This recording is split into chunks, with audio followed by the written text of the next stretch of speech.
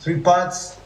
The first is a really short introduction about my background, like in 2 or 3 slides only. Then I will make some slides of some of my previous job when I used to work in Adidas. I worked in Adidas for 8 years.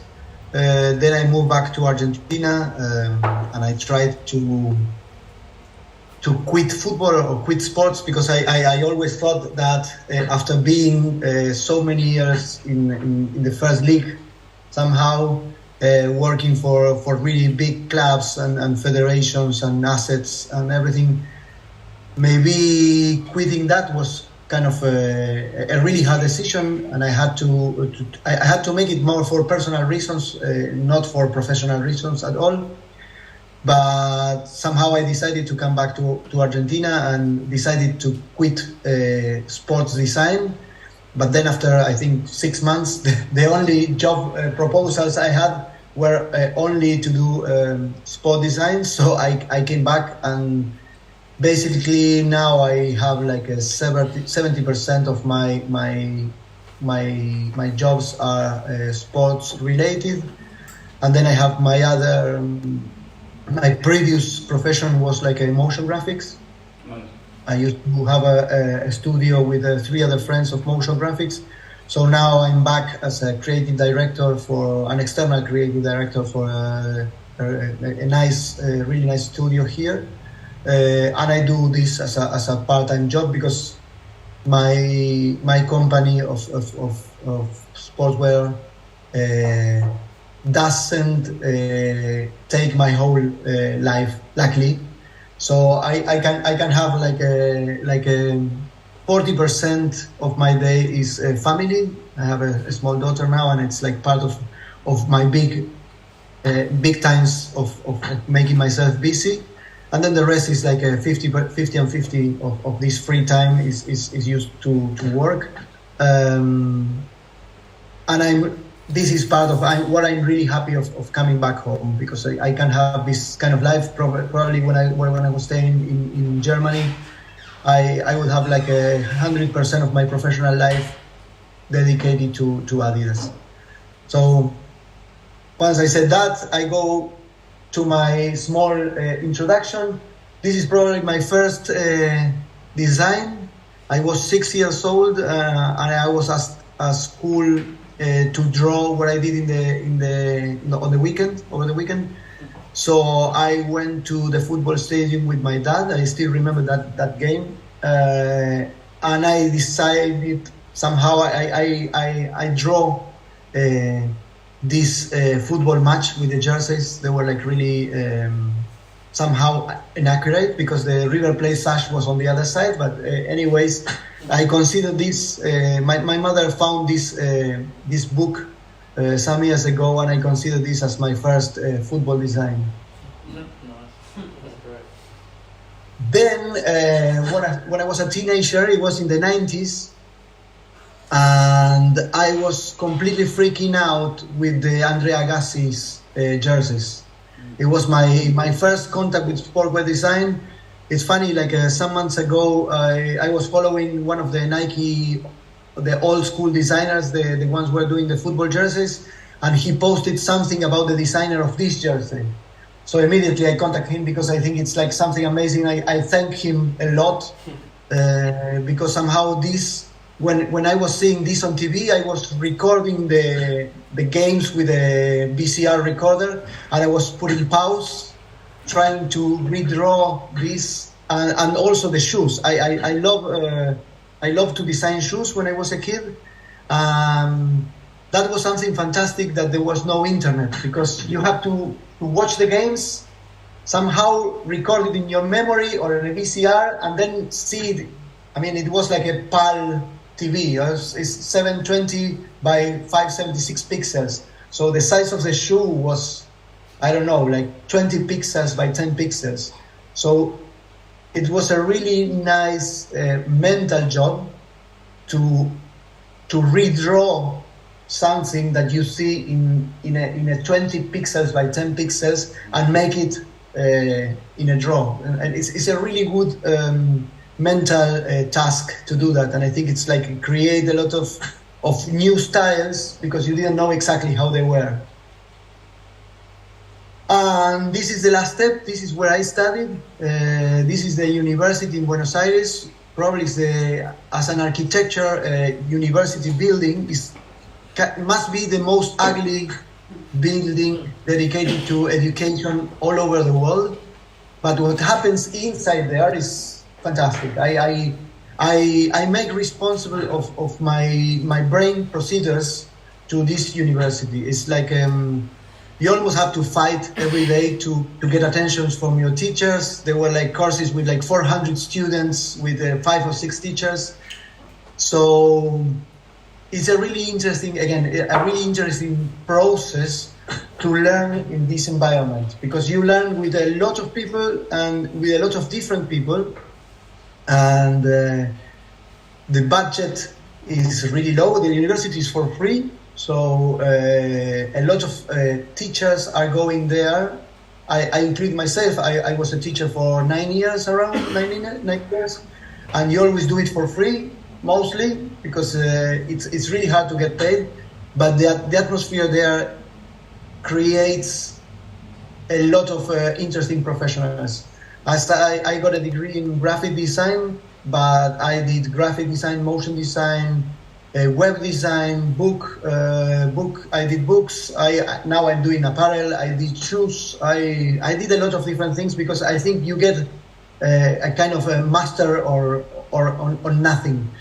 You know a little bit of everything, but you are not a master on anything. So it's really interesting that wherever you have to go afterwards, you have to learn, but you can do a lot of different jobs, and it's like not specific at all. And in this environment, I got together with 3 other friends, and we founded this collective in the year 2000. We started first with a book, kind of a fanzine, independent magazine, and then we started to do some street art, electronic music, videos, and then finally we got into the motion graphic business. And for 7 years we had like a motion graphic studio. It was like a dream job working with the 3 friends. And at that time there was a big economical crisis here in Argentina, so we always have economical crisis, so it's nothing new. But at that time, for me, with 24 years old, was really interesting, because suddenly we got really cheap, and we started to get a lot of jobs from the US, mainly working for TV channels like MTV, VH1, Nickelodeon. They were like a really good channels at that moment, where TV was like a really meaning a lot, and we had the opportunity to grow a lot. Working for these channels, making things completely experimental. So that was a really great time for us. And then it happened that with one of these books, the last one we printed was sponsored by Adidas. So I got the contact, and at that time we were like freelancer artists for Adidas. We were painting in some parties or playing music or whatever, and they were paying always us with shoes.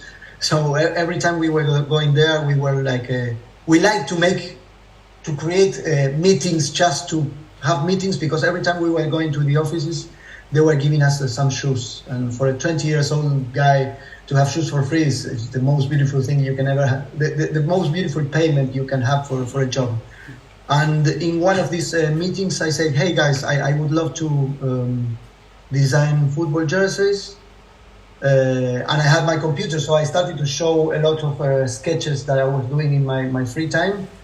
So yeah, it was like one of these meetings. I pull out my computer and I say, okay, I would love to be a football jersey designer.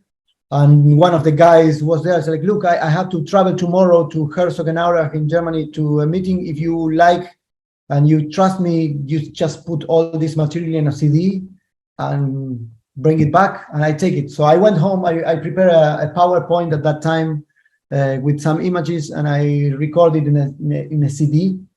I put a personal card there, and I sent it to him.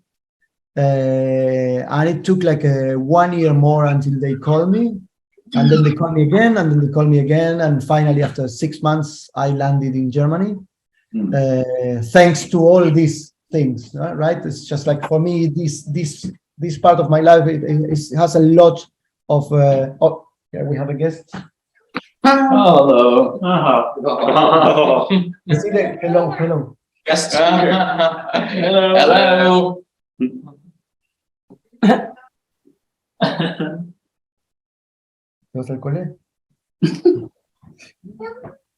Is this one of your senior designers? Yes, exactly. Actually, she's really good as a color designer. It's amazing. I teach her how to use Photoshop in the Cintiq, and she loves to do a lot of designs on the Wacom Cintiq. So is she around the same age as you were when you made your first design piece? Yeah, exactly. Exactly.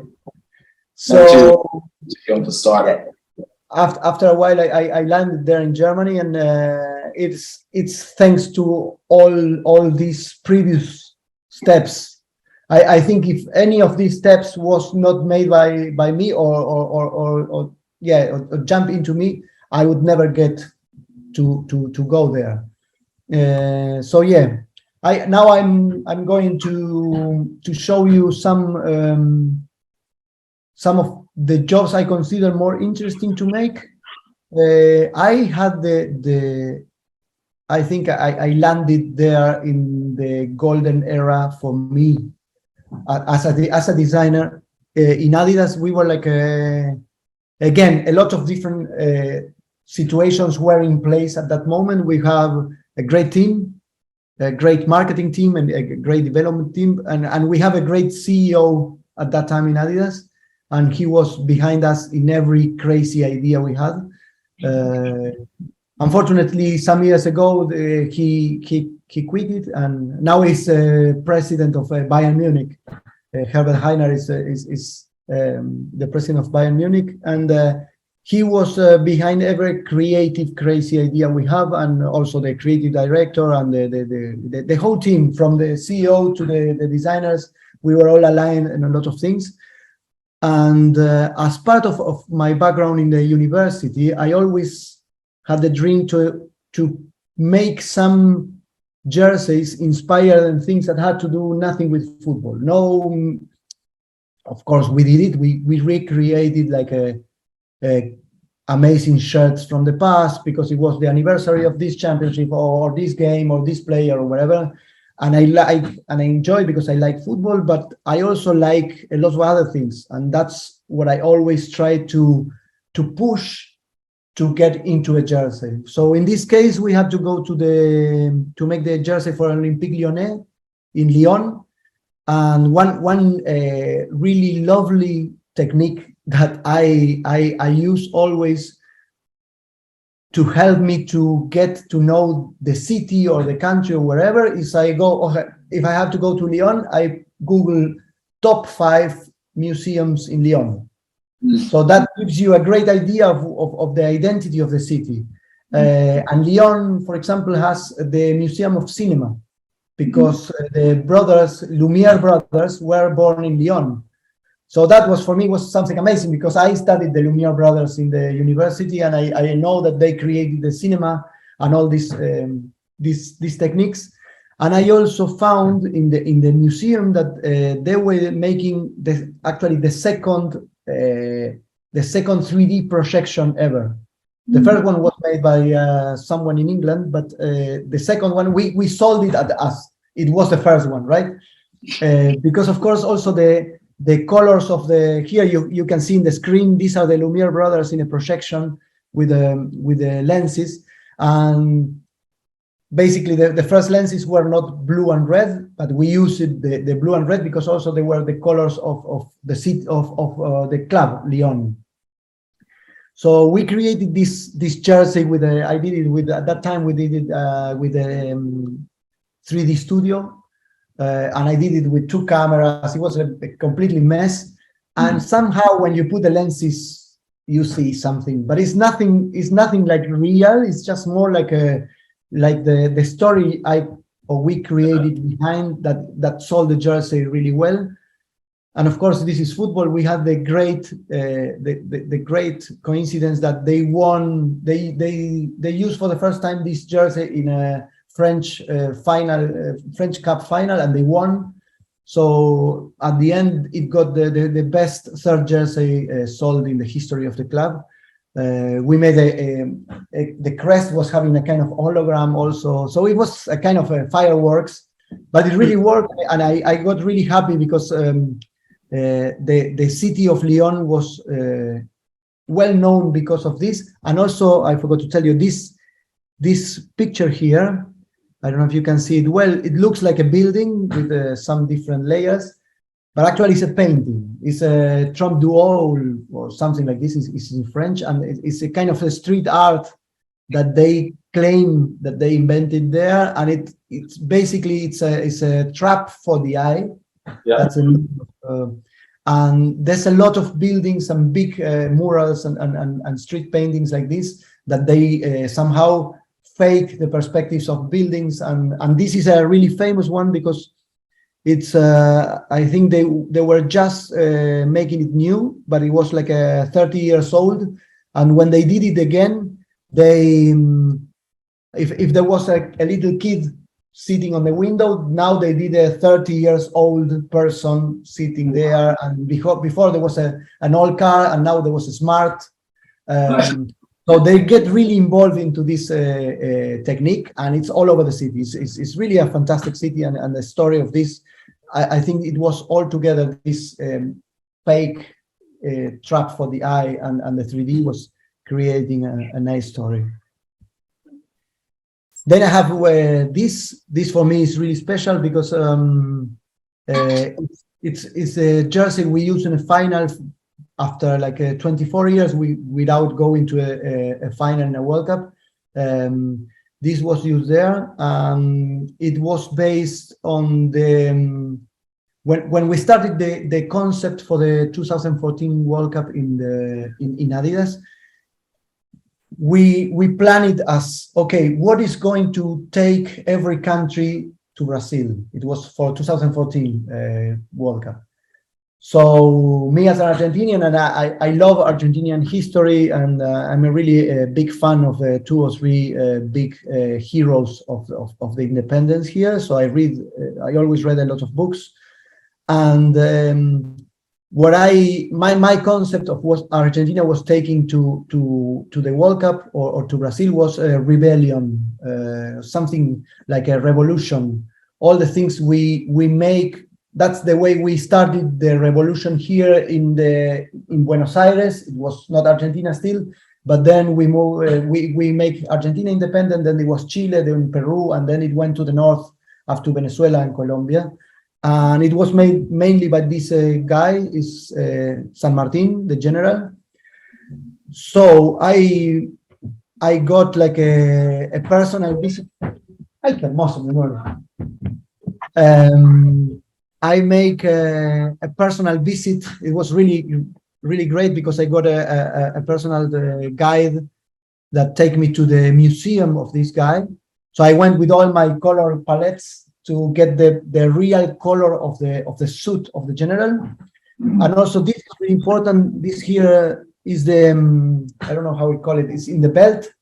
Is the main the main part of the belt. Is a metal part, and it's based on the grenadiers because he learned how to be a military in France and in Spain, and so he took some war techniques from the grenadiers of Spain and France, and even if the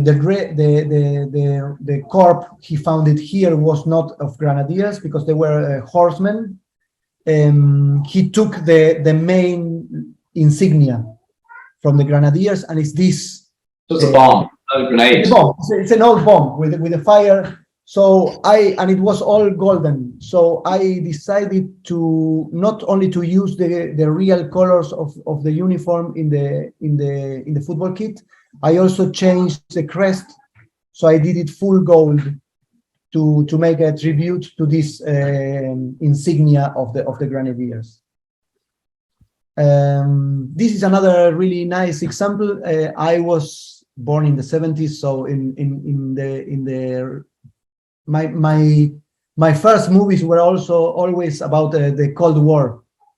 So a lot of the space race and all this.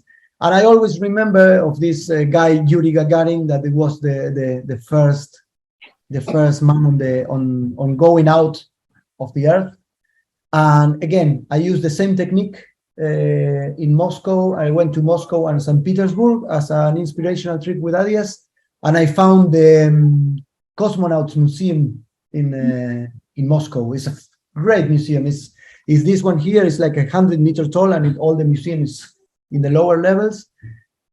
And I found a lot of stories and nice pictures of Yuri Gagarin. There's the proper ship of Yuri Gagarin is there.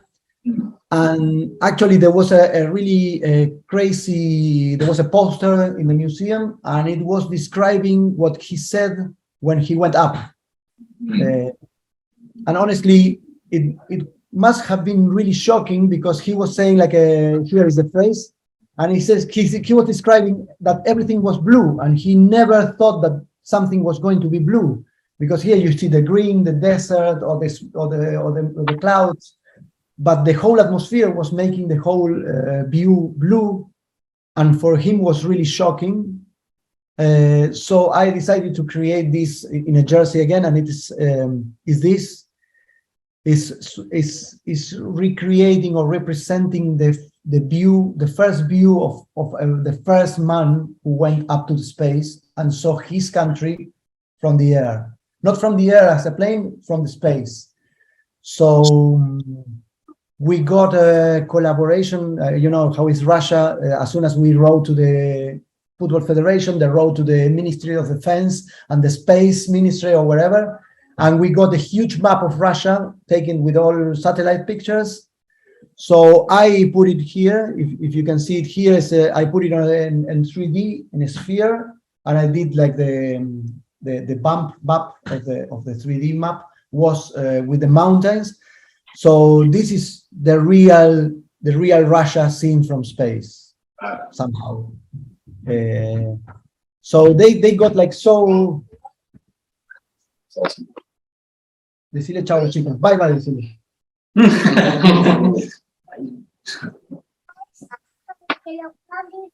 Perfect. Ciao, mi amor. She's going to school now. So the Russians got like so happy with this project and the idea that they decided to send the jersey to space. But crazy enough, there were no planned travels to the space station at the time we had to launch this jersey. So they decided to launch the previous jersey. So this is the 2014 jersey was not okay. So they launched the 2012 jersey that it was based on a warrior from Russia that has nothing to do with space. But anyways, they did it because they wanted that they could. So the launch of the previous jersey is this one, and this is an astronaut that they did it here. It's a crazy video in YouTube. I can send you the link later. And they make the whole launch of the jersey. They put it on a package and send it there. Wow, incredible. Right. And this is the other Argentinian jersey, is from the same time of the other one. And instead of being based on this San Martin, it was made on Belgrano, and is the creator of the flag. So basically, the first Argentinian flag was not like the one we have today. It's like this, half and half. So I did the crest with a half and half background, and also the jersey has like something like a flag lines, and it's divided in a darker part on the top and a lighter part on the bottom. And the nicest thing for me is just like, this is a drawing. My grandfather was an illustrator, and he was working in the bank, in the central bank here in Argentina. And I did this illustration. I have no idea why he did it, but he did it a long time ago with these all ink lines, and it's handmade. And had the chance to include it here in this transfer here in the back. So for me, it's like a personal detail that it's making me and my family really proud. So It's amazing. then going to other things that I do always. I like to to complete the job with some extra things. I love typography. I was a teacher of typography for like 5 years at university. In my first half of the university teaching career was like with typography. So I developed several name and numbering fonts for Adidas and now for the other brands. This is the one that we did for Brazil World Cup. That is this one, and it's, as everything was made like really, the jerseys were really light. I decided to make them with paper, like as the paper was floating. So we did this like a effect with this is actually the final version, and it's like a floating paper on the jersey. This is some things I did, like not only football jerseys. I had the chance to do some balls and football shoes also, and this for me was amazing. Because unluckily for him, but luckily for me, the football designer in charge of the graphics for the balls was sick, and they had to make this ball for the final in Rome of the Champions League. So they called me as an urgent matter that I had to do this one, and I did this graphics for the ball, and it was all based on the Roman virtus. Like there's like all these virtues were on the Roman Empire, were like really important for the gladiators. So I did all by hand these stars, and then they were on the ball on every star. These figures were, Martin, Roman virtues. Exactly. Like principles. Exactly, the principles, exactly, the values, it was called the Virtuosi Romani or whatever, and it was like something that every man, every gladiator, every emperor or whatever had to have these virtues. Nice. Did you start in the museum again this time? No, for this one I had no time, so it was like if I show you the inspiration pics of these ones, I was just Googling wherever, like honor. There were horrible image bank images, but then I redraw them all with this look of the old walls of Rome. I have a quick question. On like a personal note, how does it feel knowing like Messi has scored with a ball that you've designed or like worn the kit? For me, in this final was really crazy because I also met Messi like 2 weeks before the final. He went to Adidas and had to make him a personal tour. So for me, it was like the best 2 weeks, one of the best 2 weeks of my whole life. It was just like I remember watching the game and I was like, so, the first kick when the cameras are on the ball and the boots, for me was just ecstasy. It was great, and then he scored this goal. For me, was the perfect final.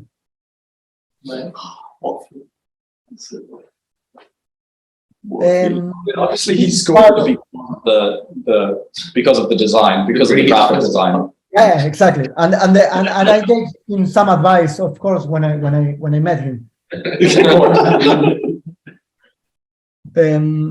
This is part of the post Adidas era. As I said, I decided to quit sports, but then I started to work first as a advisor for a company here that was working for a Chinese company, and then after 2 years of traveling to China, I suggest them to hire me as a creative director, and after going so many times, they finally hired me. So we created the football division that they didn't have before. So we make the new logo, the new brand image, and we did everything. We with the team, we we created not only the brand image, we created the packaging, the way of using the logos, the new way of using the logos. Of course, it's a Chinese company, so now they're using some parts not. Then in the middle of COVID, they stopped working, so it was a mess. But it was really interesting how to basically they believe what we were saying, because I was supposed to have a lot of experience in sports. I had a lot of experience, but it was an amazing job because they let us do more or less whatever we wanted. One of the things I wanted, this was the original logo, the first logo, and I said, look, guys, it looks like Adidas. It's too much. And they said, yes, that's good. We want to look like Adidas. I said, yeah, but it's not good for an international company. So they didn't let me touch so much the logo, but at least I could take these outlines and make the whole inside bigger, so you could see it as a triangle and not like an Adidas logo. So it's still looking like an Adidas logo when you see it from like 10 meters, but from 5 meters, you see it like a different logo. So that's, for me, was a good part of the job. So yeah, we created like a lot of products, a lot of related to football, but there was also something that I could make after more than 40 years of me drawing shoes, and I had the chance to create some shoes, and I love the job. It's a completely different world, completely different timing, a lot of trips to China, of course, too. And a lot of different technologies. This is a shoe I had the chance to create. It's a full 3D printed shoe. The only thing that is not printed here is the laces and the inner part, the insole and the inner part, but it's fantastic. And so again, I started to take concepts and inspirations of different things. This is the second model of the shoe. And when I try the first version, it's something unbelievable, because it's you never think that you can say this of a shoe, but it's too light. It's really too light. It's like floating. It's like it's unbelievable. You see the outsole is nearly air. It's too light. So I link it to the maglev, that is the fastest train on earth, and it's a levitating train. So I did the full graphics, the color palette, everything linked to this train, and it's a Chinese train. So they were like really proud of having this. And we call it the Lev. I think it was the Lev 1 shoes or something like this. Then I created this one. It was more like something personal. I love animal print, so I did a collection with animal print. Are you wearing a pair of trainers currently? Yes, I always use trainers. I love trainers. Now I have a. I'm sure you must have some collection at this stage. Oh, pretty sweet. I have Nikes. I love Nike. In shoes, I always love Nike. Now I have the opportunity to use whatever I have. I was working 8 years in Adidas, and I couldn't use anything by Adidas. I like Adidas shoes, but for me, Nike are better, to be honest. Great. Now I can say it, so I have no problem. And this is part of I don't know how are you with time, because I think we are going to exceed the hour. I don't know if it's okay for you, but it's like it gets a little bit longer. This is part of what I was doing for the Chinese company with a local club here. This collection, it's based on Garnet. That this is the nickname of the club, as the color is this dark red. They call themselves the Granates. That is a garnet, this stone. So I created a 3D graphic for the garnet, and it's all over the collection. You can see it here in the jersey, in different pieces. Like here, it's like the main part of the graphic. And the garnet has like a special properties that protects your soul and your heart, and has to be placed next to the heart. That's all you can get in internet. It's fantastic. And you tell them that it's in Google, and if it's in Google, it's true. So it's so wait, something. That was the one for another club. It's called Huracan, and they have a beautiful stadium, like a Art Deco stadium. So you can see here some of the gates of the club. So again, I created this graphic that was somehow having the 3 towers of the stadium in an Art Deco, like a look. So yeah, the whole collection was based on this Art Deco graphics, and it was placed on the sleeves on the red jersey and on the neck and the sleeves of this one. This is the new collection of Planus, and it's based on the story of the old color and the new color of garnet. And this is the last part of the presentation that I told you. I will show you the last club we got. It's called Belgrano, and it's from the state of Cordoba here. It's the second biggest province here in Argentina, and is divided in 2 clubs. One is in first league, and they are doing really well. And this is is in second division, but they are going to get to the first division next year, hopefully. And they are the Rebels and the Pirates, and they are called the Pirates. The Belgrano nickname is the Pirates. And crazy enough, I studied the whole. I know somehow the story of the history of jerseys of most of the clubs, but of course when I have to get one club to design, I just check the whole history of all the jerseys. And they have this nickname that is incredible. It's the Pirates, and they never did a pirate jersey. So I said, like, how can this happen? They did jerseys for a lot of different things, but they never did a jersey for pirates. So I started. We worked together with the club, and I said, okay, send me pictures of everything that it's linked to the neighborhood and to the area that the club is based. So they sent me all this picture of monuments. It's crazy. It's in the middle of, if you have Argentina, it's in the middle of Argentina. So you can't be more far away of the ocean, but they have a lighthouse. Right. So it's a really small, it's crazy. It's a really funny lighthouse, but they have a lighthouse and nobody knows why it's there. I decided to include it in the jersey too.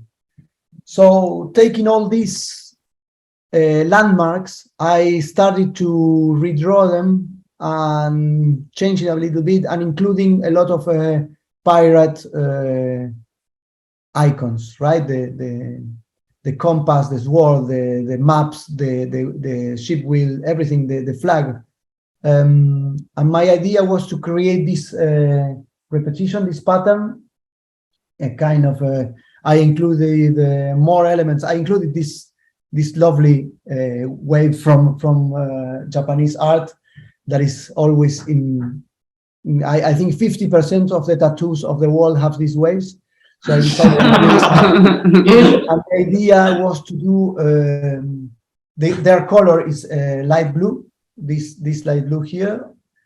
So I decided the concept was to make a pirate tattoo on my light blue skin. So that was the repetition, and you can see this is one of the tests.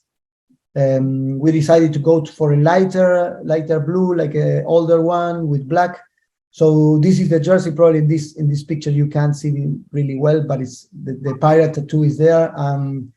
This is the home jersey that it's quite nice. I like it quite a lot. And then I decided to replace the logo on of the crest for the skull. And I love the socks are something amazing for me. I love them. But the most interesting thing for this one was the away jersey. the away jersey, I decided to change the colors, and that were the first concepts I showed them. And I wanted to do a full black jersey. I love black. Usually, I dress a lot in black, like most of the designers. It's a surprise. But I wanted to see only the skull, and of course the numbers, because you have to see the numbers. But that was the main idea. So that was the jersey, and I changed the crest of the club. It was quite a big risk because it was our first year with this club. You know, football fans are kind of funny. They can behave in the worst way ever, but if you behave wrong with their symbols, you're dead. Wow. They can kill people, they can stab people, they can do whatever, but they have some rules, and they're really. But amazingly, they took it right. They love it. It's really it was really well received. It's also that we have to agree with all the sponsors to make them a little bit toned down. So you really see in the first plane you see the skull, and we did this crest. The only thing we kept from the original was the name. It's Club Atlético Belgrano Córdoba, and the shape, the circle. The rest, it's all changed. Then we decided to go wild with the goalkeepers. So I was based on the 90s jerseys. So these are the first concepts and sketches, and this is the final jersey. And again, the guy is using always this yellow, like fluid yellow. And as they are doing well, he don't want to change at all this jersey, these socks, and the socks are amazing. I think I can go out to this with this one. And yeah, you can see like a really small details inside the pattern. This is the away goalkeeper jersey. You can see some details with the Pirates code in there. Then we use it for other jerseys. This is a pre-match jersey, so can be a training jersey, pre-match jersey, and this is also a rain jacket. So we use the same pattern. The training kits are based. I like since a new this Netflix series of Formula One is out. Now I'm a Formula One fan. So I really like the way they put the sponsors. Like they have like 200 sponsors in each piece. So they managed to put it like really nicely. So I decided to do something like this. And this again, this is the first concept. You see like much more racing inspired.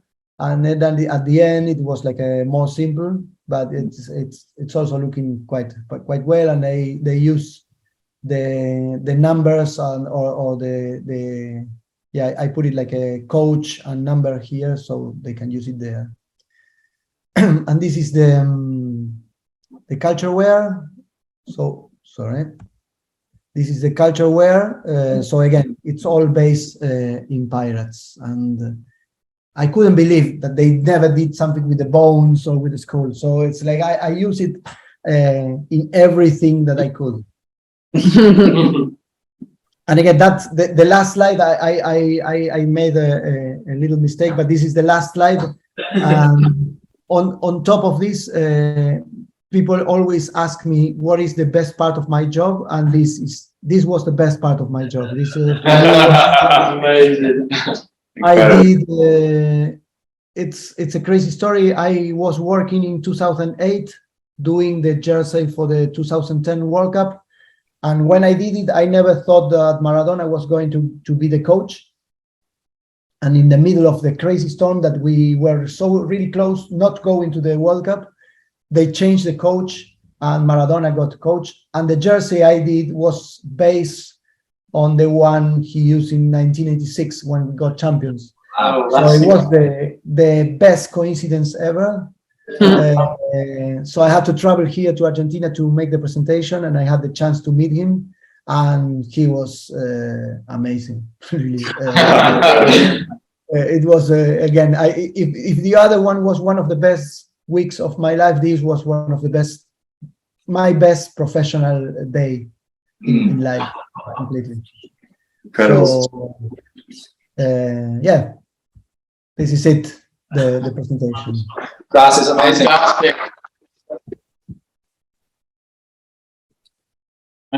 So I think we've got like a little bit of time, 5 minutes or so. If anyone has any questions, you can kind of open up the floor. Yeah, I'll start, Martin, because we'll remove my 2 times Elliot hat and I put on the football fan hat for 1 second. Yeah. There is a naive question that I always wanted to ask the designer who designs football shirt. And actually, I believe you were involved in one of my favorite AC Milan football shirts ever, 2010. Yeah. Yeah, which I adore. It's like one of my favorite shirts ever from AC Milan. But the question is, sometimes, as you were saying earlier, we fans are weird. Like, sometimes we don't like certain shirts.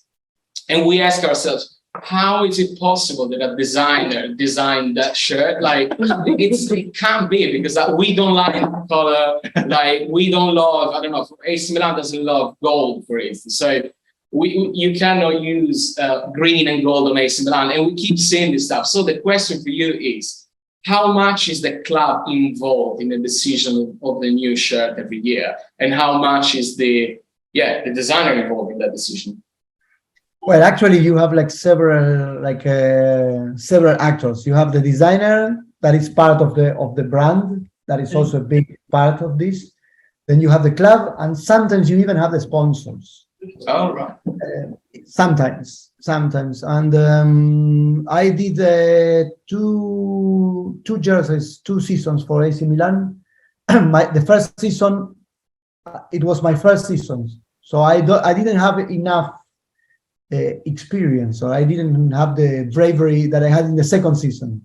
In the first season, they even told me that I have to make the width of the stripe had to be the same width of the B of Bewin, that at that time was the sponsor, and I didn't make it because I make a little rebellion, and at the end, actually, they changed the sponsor then for Fly Emirates. Fly Emirates was right. Yeah. But sometimes the sponsors get like really picky with brand manuals, and I think it's okay. But for example, I did Huracan, and Huracan is white and red, and the derby is San Lorenzo, that is blue and red, and the sponsor is a bank that has blue letters, and everyone is blaming me on putting blue letters on the jersey, but I try to change the first thing I did is try to put the whole bank name in red. It's the first thing I did as the designer, and then I was not led by the bank.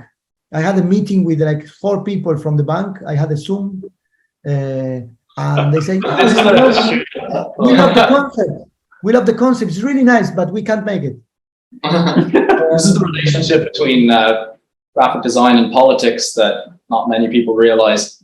I have one. I think that, please don't shoot me. I'm technically not a football fan, but I am a massive, fan of graphic design and what you can actually achieve with that. And what I found, so impressive throughout all of your work was how you managed to use football jerseys to explore like such a vast range of different, topics, subject matters, from film to space travel to military history, etc. And I just wondered, I think you mentioned in the beginning about, your thought process, and it was very clear that, you hinge everything on like one very strong idea. I was just wondering if you could speak a little bit about, the element of imagination in graphic design, and whether you think that because of when you started, it was different then, and maybe that designers today don't rely so much on their imagination, sketching, drawing, and that process. Again, I think it's quite linked to the previous question. you have even more actors inside the company. Sometimes, as I said, when I was there, the CEO was Herbert Heiner, and he was great. Then he left, and there was another guy, and the guy was focused in numbers. So you have to reduce a lot of things. It was reduced the amount of graphics you can put on the jersey, the amount of work or time you spend on designing for that jersey. Even it was the budget for the inspirational trips was cut, because they said that they didn't need it, because they only, for the last 2 or 3 seasons, this last season of Adidas for the next World Cup is really great. But the previous ones, the designers are the same mates I had when I was there. Some of them changed, but the directors are the same. So the skills they have is the same, but they have a different direction from the company. And unfortunately, this was impacting directly on the way the jerseys were done and the stories that they could tell, and the inspiration they could get for different parts. And then you have like jerseys that are based on patterns that they had in the 90s or this, and that's it. I think that makes it more poor. You can maybe have more margin, but I think at the end is impacting directly on the image, the brand image. That's really interesting. I would agree. So I'd say, do your jerseys all have stories? And do you find that fans engage in a conversation then? Yeah, just crazy. I mean, sometimes it's good, sometimes it's bad. I have like this last season, I have El Grano with the Pirates story that is amazing. It's crazy. We have Lanús that they are doing like really bad. They are last on the first league. They are last. So fans hate everything. What happens? It's like if you have new players, they hate it. If you have like a jersey, they hate it. We have like a 40th anniversary on the war we have in Falklands, in Malvinas.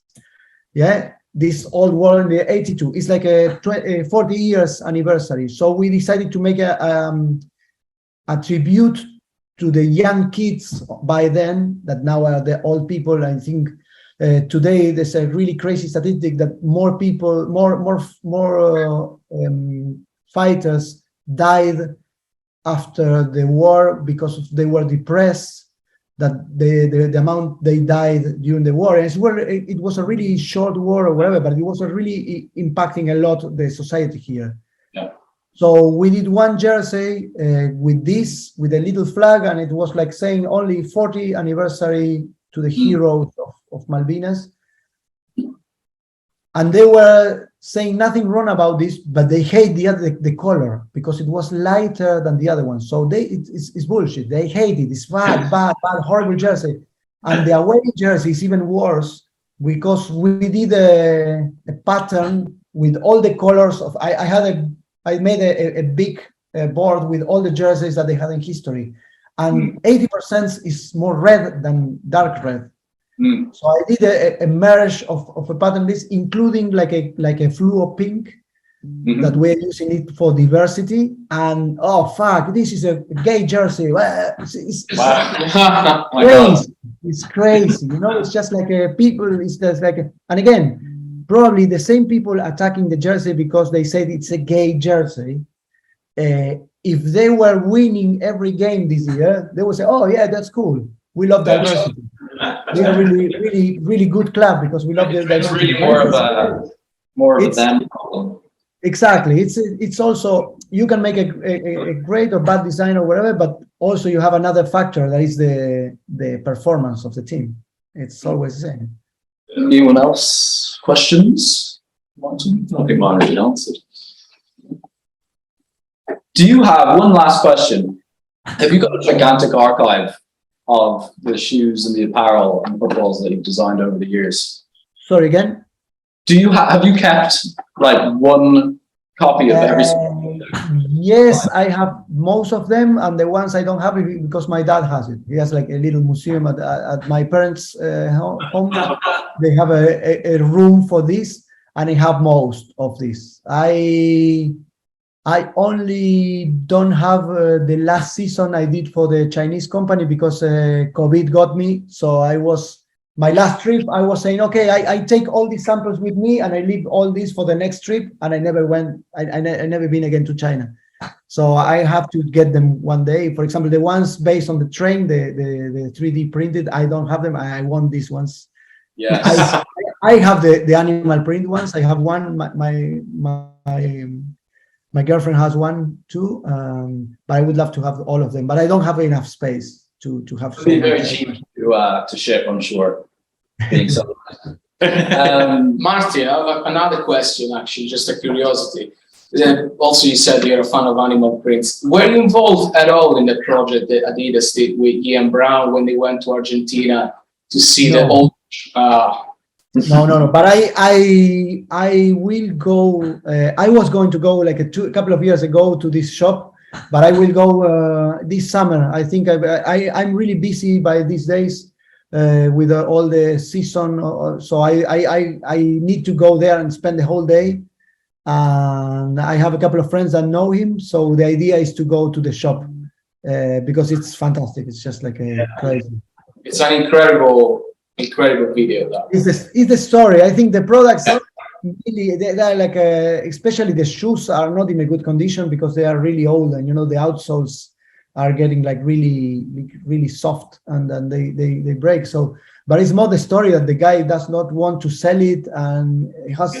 I still remember like 20 years ago, I went on holidays to the north of Argentina to this. It's a kind of a cities in the middle of the desert. It's a really beautiful place. So there's a lot of houses that are still made of bricks of cow shit. It's like there's like these really old ones, and there was one Adidas shop there, and it was the same. It was all old boxes with shoes and tracksuits, and it was really funny because the sign on the front of the shop was painted by hand with some cactuses and llamas. It was amazing. And unfortunately, I went like a couple of weeks ago. I went there for the first time again, and I was looking for the job or someone that could give me some information on where was the shop, because clearly it was not there anymore. Because if not, you would see it in Instagram every single day. But no one could give me the information where it was exactly. And I tried to find somehow the architecture of the building, but it was. I still have the picture of the sign with the cactus llamas in the middle of the Adidas logo. But the stories behind these shops must be amazing. Yeah. Incredible. Yeah, sounds like. Well, thank you so much for your time. This was exhilarating. Yeah, thank you. I look forward to seeing the next jersey or the next sneaker that you put out. Great. And then when I travel back to Europe, I'm going to visit you guys. We're going to. Please. Love to see you. I really like your job too. It's crazy when you wrote me. I started to say, okay, I follow them. I know who they are, but I have any idea this, and it's like a congratulations to you too. It's like a really nice job you're doing. Thanks so much. Thank you. Appreciate it. So have a nice day. You too. Hasta la vista. See ya.